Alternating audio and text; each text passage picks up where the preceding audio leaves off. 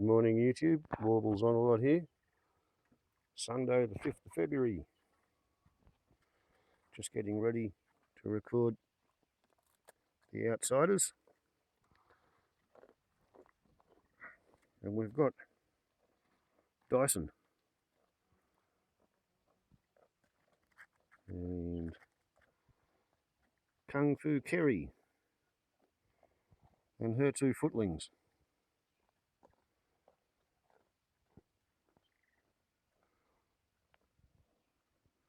So I just thought I'd share a little moment in the sun, because we're an hour away from the Outsiders, and I'm not entirely certain that these fellas will still be around here in an hour's time. They may well have decided to move on and get on with their day, as they do. It's okay. What is the matter?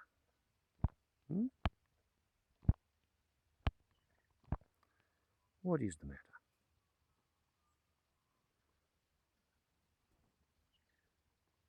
See, the thing is, he's already had 2 feeds of bread and 3 feeds of biscuits. He might be getting a bit sick of biscuits.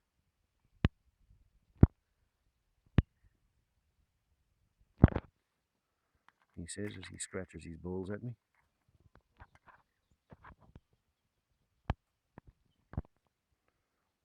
Little bowerbird. Eh?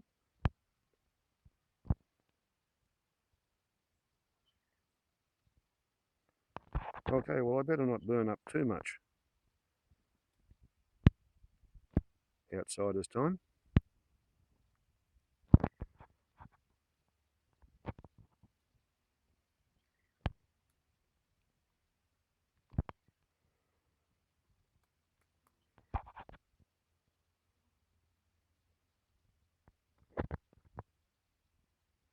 He says as he keeps the camera going.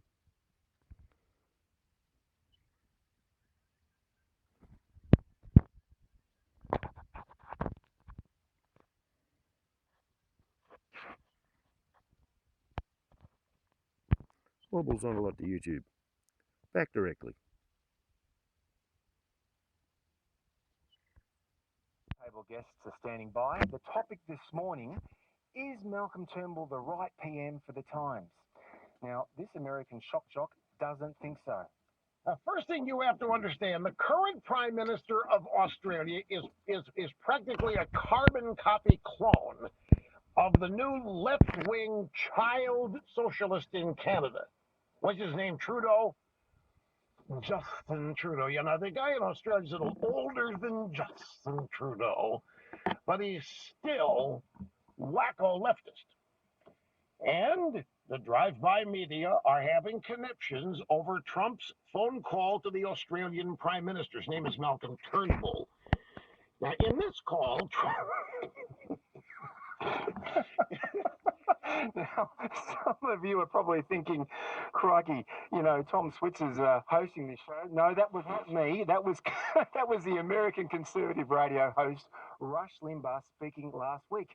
Now, aside from what sounds like how can I put this? It's a general confusion about what Turnbull actually stands for politically. I mean, Rush was comparing him to Canada's quite different kind of liberal, Justin Trudeau. This has definitely been a week where the spotlight has shone on the leadership of Malcolm Turnbull. Now, each week at around this time, we gather a small group of smart, sharp, sound people to discuss the week in politics. And today, as Parliament gets ready to return, we're raising a question that you probably have a strong view about yourself. Is Malcolm Turnbull the right Prime Minister for our times? Carol Johnson is the Professor of Politics and International Studies at the University of Adelaide. Andrew Street is a Fairfax columnist and author of The Curious Story of Malcolm Turnbull, the Incredible Shrinking Man in the Top Hat. And from Brisbane, James Allen. He's a law professor of the University of Queensland. He's editor of Making Australia Right. It's a forthcoming book published by Connor Court. Carol, Andrew, Jim, great to have you on Sunday Extra. morning. Thanks, Tom. Andrew, Morning, Tom. Andrew, is Malcolm Turnbull the right PM for the times we're living in? Look, well, evidently not. I mean, he's basically Justin Trudeau, I just heard, which is. What do you make of that? Well, I have to say, I think it's probably an unfortunate misunderstanding of what the Liberal Party is about in terms of the US. And that often happens in America, doesn't it? Yeah, this is true, and I'm sure they think that we're all socialists down here. That it's between Liberals and a Labour Party. What on earth? I don't think. I don't know who would be the right PM for the Times, but I think that Turnbull is facing an awful lot of challenges coming into this because, we're starting the new parliamentary year. We've had a number of scandals during the break when it's meant to be very quiet. We've had a pretty dramatic week, which I think there's going to be a lot of calls of Trumbull across the aisle, and I think that it's the challenge is going to be that sort of at both an international level and at a local level, the Prime Minister needs to be a great negotiator, and I don't see a lot of signs of that. And we've already seen this morning Tony Abbott rearing his head again about same-sex marriage being possibly back on the agenda. That's been a wound that hasn't really healed. I think it's going to be a huge, but I don't know that he's got the headspace to negotiate in a way that he's going to need to do. Yeah. Jim, I mean, there's no question that there are a lot of these right-wing, anti-immigrant populist movements that are flourishing in the West. I'm not just referring to Trump. If you look all across Western, Eastern, Southern, Northern Europe, insurgencies are threatening established parties. How does Turnbull fit into this time in world history? Well, you're probably talking to the only member of the panel who's a sort of regular Howard Abbott voter. And I have to tell people right up front that I was very much opposed to the Turnbull defenestrating coup in late 2015. I predicted about the day after that it would end in tears for the Liberal Party. And if anything, I was too nice to Mr. Turnbull. It's turning out even worse.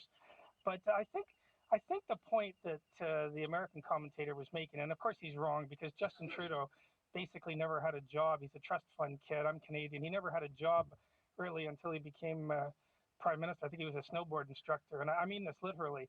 So, of course, Mr. Turnbull's CV looks a million times better than that. But I think the point they were trying to make in an incredibly exaggerated way is that Mr. Turnbull is probably, in my view, the most left-wing leader the Liberal Party of Australia has ever had. And so for core voters who regularly vote Liberal, I don't know if the other two panelists do, but based on the links you sent me, I doubt it. But for people like me, he's a terrible choice because, I would get rid of the renewable energy target completely. Yeah. And I know in my heart that Mr. Turnbull doesn't want to do that. I think they could win the next election if they went in strong on that. I got here in 2005, and Australia had the lowest energy prices in the developed world, and now we're pretty much the highest. Carol, we'll get to you in a moment. I just want to follow up on Jim there because he makes a point that's widely held among many conservatives that Malcolm Turnbull is the most left-wing leader they've had. But look, Jim, let's be frank here. This is a guy who last week in his press club address said Australia needs more coal plants. He still refuses to support a parliamentary conscience vote on same-sex marriage. He's pushing tough border protection policy, tough anti-terror laws. How is this evidence of him being on the right? Are you talking to me or Carol? No, I'm talking to you, Jim, because you make the point that he's... Well, I mean, here's the theory when they put Turnbull in. He said he's going to be on the left side of the party, with possibly Zimmerman to the left of him, but the party would constrain him. And, it's a horrible position for the party to be in. But let's go through it. The deal with the U.S. on border protection. I mean, yes, he's no Bill Shorten on border protection. But I still don't understand why a Australian Prime Minister who recognized that one of the two people running for the U.S. presidency would be fundamentally opposed to this deal that he was striking with Mr. Obama, and it was a chance that Trump would win. And in fact, as you know, Tom, I predicted Trump would win beforehand. But why you would cut this deal and basically put the newcomer in, should Trump win, in this horrible position where you've locked him into a terrible deal, which you then announce on November 13th. I mean, nice people don't do that, and good politicians don't do that. You've sold out. I mean, I don't really understand what's in this deal for the Americans. And so you've put the president in a position where he actually gets nothing, and it's only the sort of affection for Australia, and that's, that can run out pretty quickly. So that's going to undermine border protection too, because all these people come and think, hey, I can go to the U.S. It's like the best thing ever. And on that note, the Wall Street Journal published an editorial on Friday saying, quote, Turnbull, who isn't known for his modesty, could have left the refugee matter to underlings instead of bringing it up in a get-acquainted call with the new president. Carol, what do you make of all this? Well, for a start, let me just say, Tom, that I think Jim's absolutely wrong about where Malcolm Turnbull's positioned. I mean, I think the key to it lies in Jim saying he came here. Was it in 2005, you said, Jim? I think you're forgetting that Malcolm Turnbull is actually part of a long tradition of small L liberals on social issues who are right-wing on economic issues. Which ones are those, Carol? Which economic issues is he being small government on? Well, he's in very difficult times, but if you look at, for example, Malcolm Turnbull's position on the stimulus package of the Rudd government, you'll find him putting a very strong position that the stimulus package was too big, a strong position against Keynesian economics, for example. Now, the government's in terrible straits at present because electorally they want to win, and they're in a situation economically where revenue is falling. He doesn't have the benefit that John Howard and Peter Costello had of being in the investment stage of a mining boom. Peter Costello, when he was looking at Treasury forecasts, the forecasts were always too low on what revenue they were going to get. I mean, the problem that the Rudd and Gillard and Turnbull government has had is that Treasury forecasts have normally been far too high. So they're in very difficult economic times. But if you look at his social values, I come from South Australia, a state where it was Liberals, for example, who first moved to try to decriminalise homosexuality. I mean, his sort of positions on conscience votes on various issues are very much traditional small L Liberal positions. And it's just that since the Howard period, we've forgotten that a lot of things like support for multiculturalism, for example, was something that Fraser very strongly supported. So I agree with you, Carol, that he's very much like Malcolm Fraser. I do agree with that part. If you're comparing him to Malcolm Fraser, you and I agree. But actually, Carol, as do most listeners, the spending has gone up much more under this Liberal government than even under Gillard Rudd. The spending is completely out of control, and they have done nothing about it. And to call him a small government man, I mean, there's no evidence that they're cutting spending Jim, at all. To be fair, though, I mean, isn't one of his big issues in this parliament trying to get big company tax cuts through the parliament? Well, I don't know what you define big as, Tom, but they're talking about a 10-year window to knock them down to 25%. Canada's corporate rate today, as we speak, is 15. Mr. Trump's going to knock it down to 15. Yeah, well, it's 35. The Brits are at 15. And we're painting as this fantastic tax cut a possible cut to 25 in the year 2000 and whatever, 90. Yeah. Andrew, like many folks on the progressive side of politics, you had high hopes for Turnbull, didn't you? To what extent are you disappointed? Well, I always thought he was going to be very constrained by the coalition agreement. That there are a lot of things that we sort of assumed, I guess, he believed in renewable energy, in same-sex marriage being a really sort of obvious totemic issue, I suppose. And I don't think anybody was under any illusions that those things were going to suddenly happen. I think the problem is the way that, I mean, it's been enormously disappointing, obviously, because it would be nice if marriage equality was just done and dusted and we didn't have to keep talking about it all the freaking time.